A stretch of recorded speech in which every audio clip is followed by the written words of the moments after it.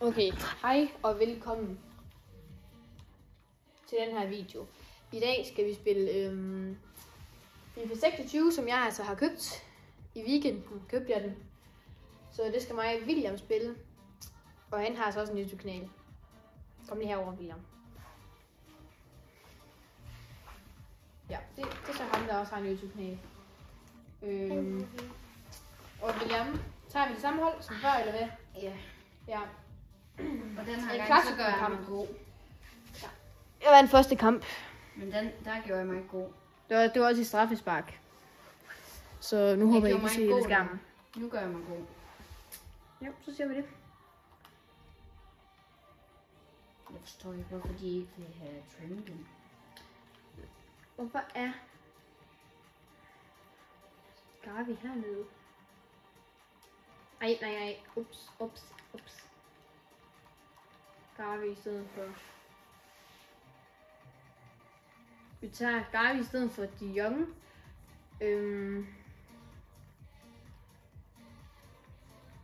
Ja. Og så De Jong, han må lige være udskiftet den her kamp. Eller hvad? Hvad med Red? Hvor god var? Er vi enige om? Før? Der var 87. Nej, der var en 6. Hvad? Altså, at jeg tror, det må være en fejl herinde, fordi... Vi kan se det efter i videoen. Ja.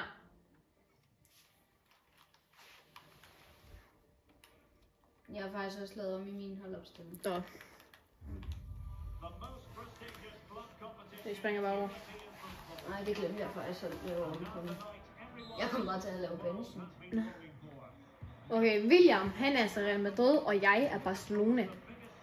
Okay?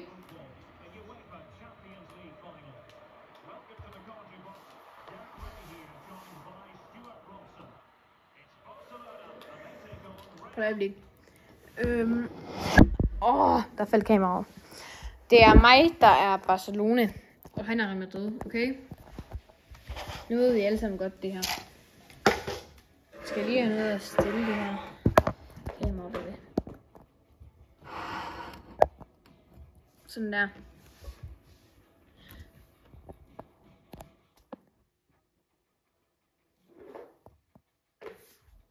Du har hætterne på skærmen, Chris. På kameraet. Ja, sådan der. Må der være en bold med. Okay. Du skal ikke tro, du er ligesom mig. Ah. Nu ved du ikke helt, hvad du taler om, William.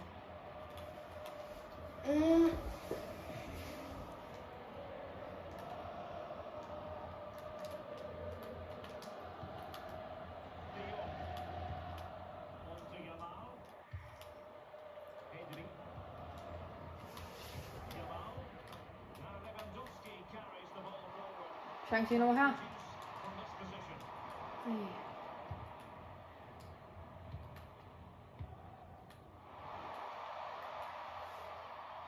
Så.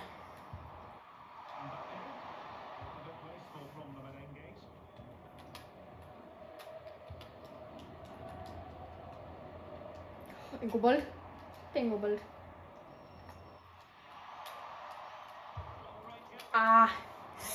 Ring i skud. Langt væk. Ja. Hvad er det der? Man. Nej, det skal man så skyde. Hvis du Det var en god ikke chance, havde det der. kommet til at skyde der, så havde jeg været kogt ud. Ja. Så havde jeg været bagud 1-0 lige nu.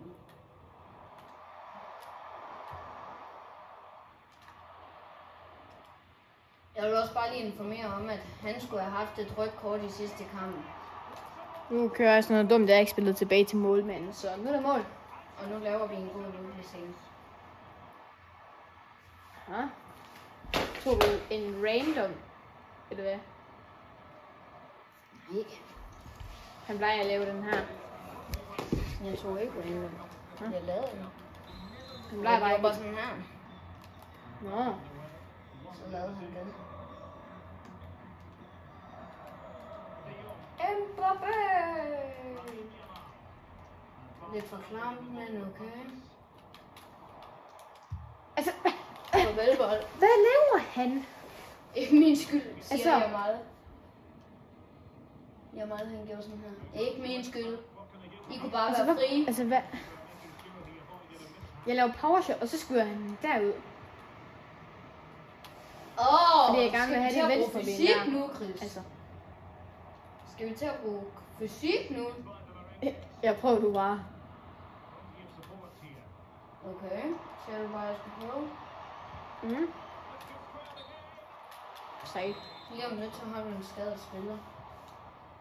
Hvis jeg skulle prøve at bruge fysik. Så gør du bare alt det, du vil med fysikken. Så ser vi lige, hvad der sker. Nå ja, så får jeg jo nok også rødt kort, hvis du får en skade.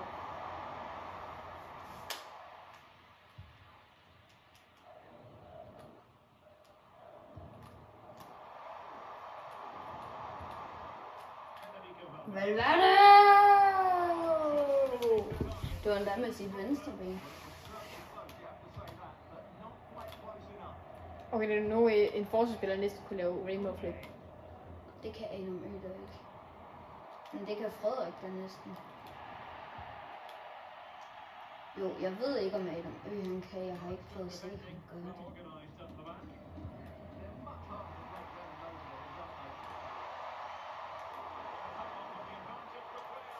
Og der gylder! Nej!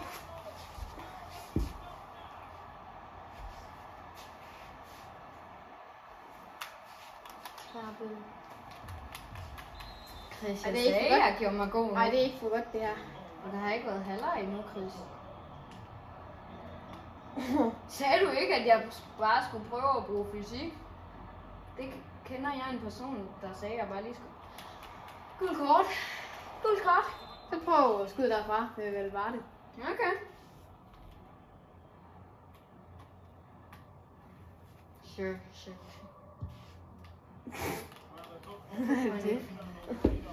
I hvert fald ikke på frispark. Han kan godt, når han lige tager det trækker det bare klart. Så er der mål.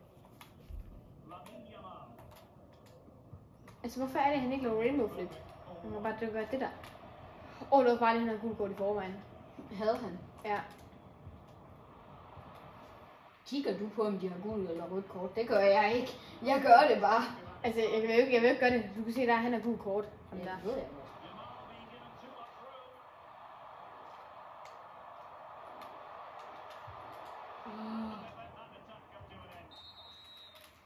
Det er ikke for godt, det der. Det er rigtig godt. Kom nu.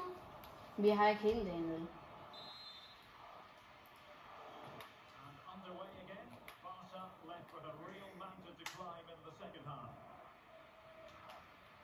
Så tror jeg ikke, jeg skulle prøve at bruge fysik. Nu er det rødt. Ja, jo.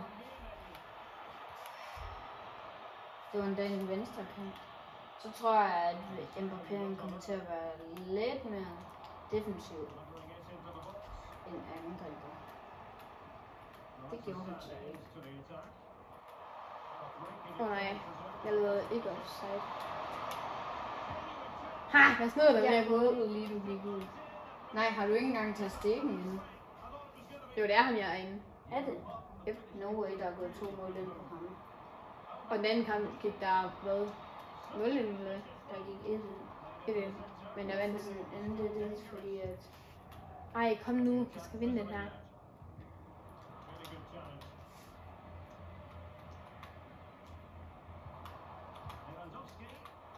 Nej. Kom nu. Rolig kontrol. Op med det her. Op med bolden. Og så skal Mbappé så også lige op.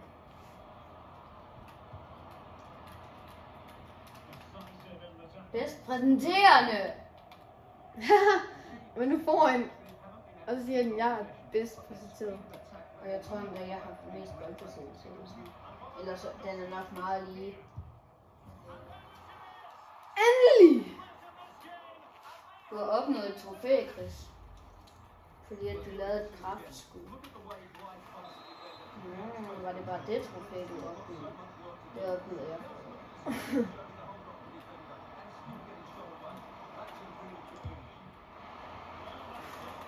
Ej, det må nok have været Ultimate Team op. Jeg tror ikke, de kan se skærmen på grund af dig. I må lige undskylde, hvis I ikke kunne se skærmen på noget tidspunkt. Jeg tror, den gik ind, mand. Nej, jeg lige se det der. Eller jeg tror stadig, du sidder. Ej, det er jo fint ting. Ej, hvor er det tæt på. Ej, jeg troede, den gik ind. Det håbede jeg. Og jeg troede også. Det var da ærgerligt, at den ikke gik ind. Ja, for dig. Han er for langsom. Prøv at se, Chris. Ej, Jeg er 70% for sejr, og du er 9% for sejr, og 21% for yderlighed. nej, hvorfor lavede han ikke pause der? Jeg tror, jeg er skruet. Nej, før er kun 2-1. Ja. Nej, gør jeg. Hvad troede du, du føder? 2-0. Jeg har jo ikke scoret via. Nej, det har jeg helt glemt. Jeg havde glemt, at du havde scoret.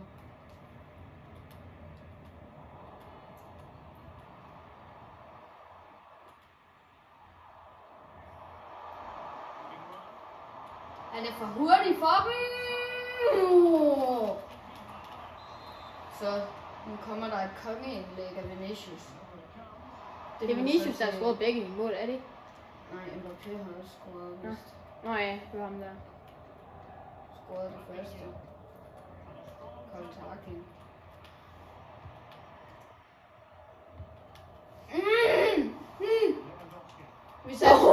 Vi satsede hele butikken der.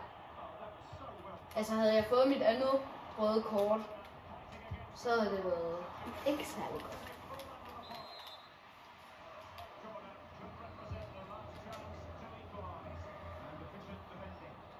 Vinicius! Kom så! Der var han godt nok langsom. Nej! Ja, der var offside. Nej. Jo. Jo. Jeg så godt offsiden. Jeg så den. Yes! Du havde ellers lige udlignet ellers. Nej, der er ikke offside der! Yes! Ja tak, der var mål. To mål. Han Ja. scorede 2 mål. Ja, Scorede han også dit første? tror jeg. Det var han, der lavede pause. Ej. 2 mål lige i streg, eller ja, men det andet mål, det gælder sig ikke. Hvad har jeg gjort dig? William, jeg tror ikke, de kan se. Hvor er du sådan Godt det så. Jeg er lidt bange for de der. Oh shit. Nej, det er ikke tastikken, du har inde. Det er snæsen. Ej.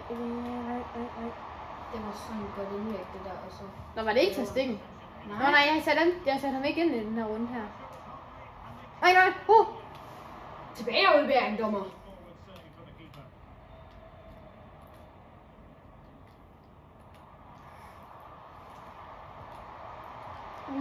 Nu. Med den bold. Nej. Okay, nu skal vi ikke trykke på noget, William. Nej, ikke trykke på noget, fordi nu skal vi have videre i Classic. Du kommer sidste gang til at trykke direkte ved det første halvleg nu. Nej, det er overtid, ja. Ja, han scorede begge sine mål. Jeg troede lige, at de talte dit offside-mål med.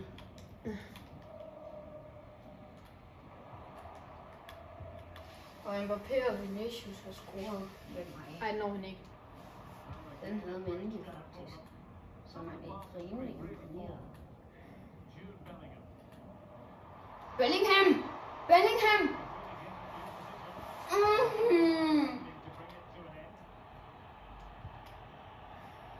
Han har godt nok øget. Christoffer, han har øget sig virkelig meget siden sidst jeg spillede mod ham. Føler jeg. Hvorfor? Nu var du tilbage lige med mig. Tonameni, kom nu. Den havde jeg læst. Den var ikke lige ud. Kom Kom nu. Kom nu snart med et mål til mig. Det har jeg brug for.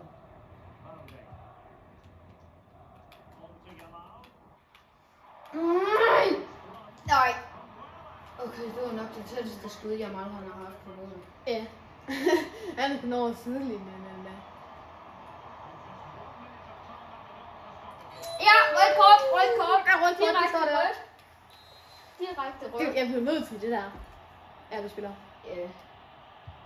Ellers så havde du været cocktail.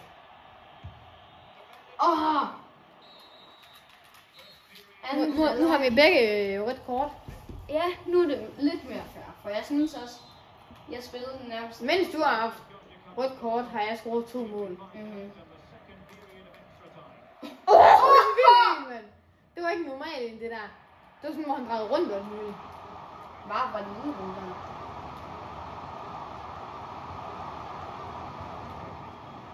Råbte de, fordi vi råbte? Eller hvad? Det ved jeg ikke.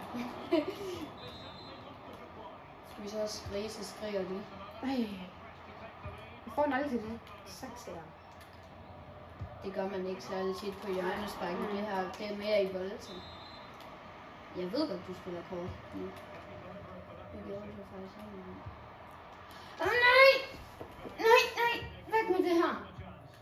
Væk med den. Godt. Nej. Good boy. Lavin Jamal. Good boy. Var det Lavin Jamal? Good boy. Hvad laver han hernede? Good boy. Fordi at han åbenbart kan finde ud af at tackle, som jeg ikke vidste. Hvad? What? Han skulle da være oppe i os. På hvad deroppe? Men det er derfor, de ikke scorede.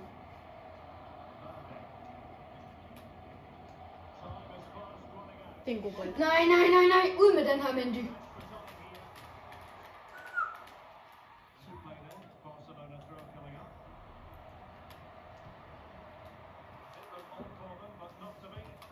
Nej. Fy skamme. Rødt kort.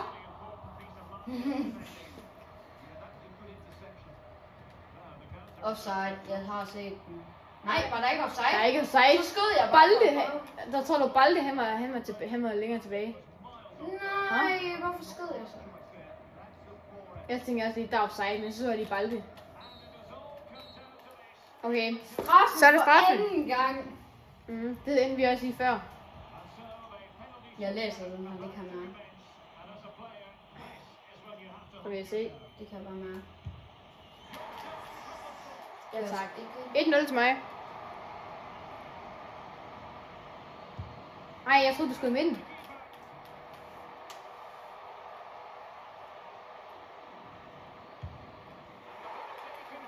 Jeg troede, du skulle med den.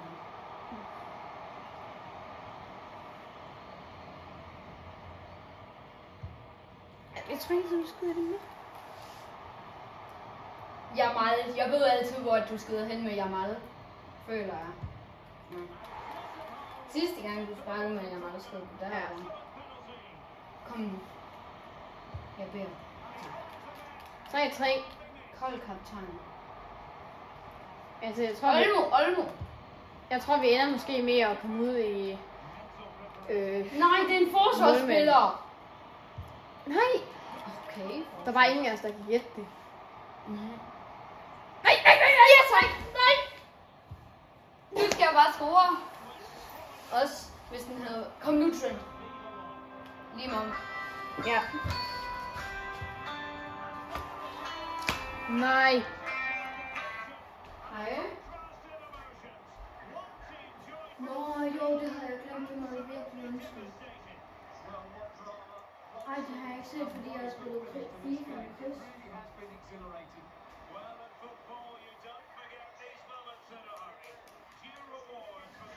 Nå. Men så i hvert fald tak, fordi I så med på den her video, og vi ses forhåbentlig i min næste video. Hej hej.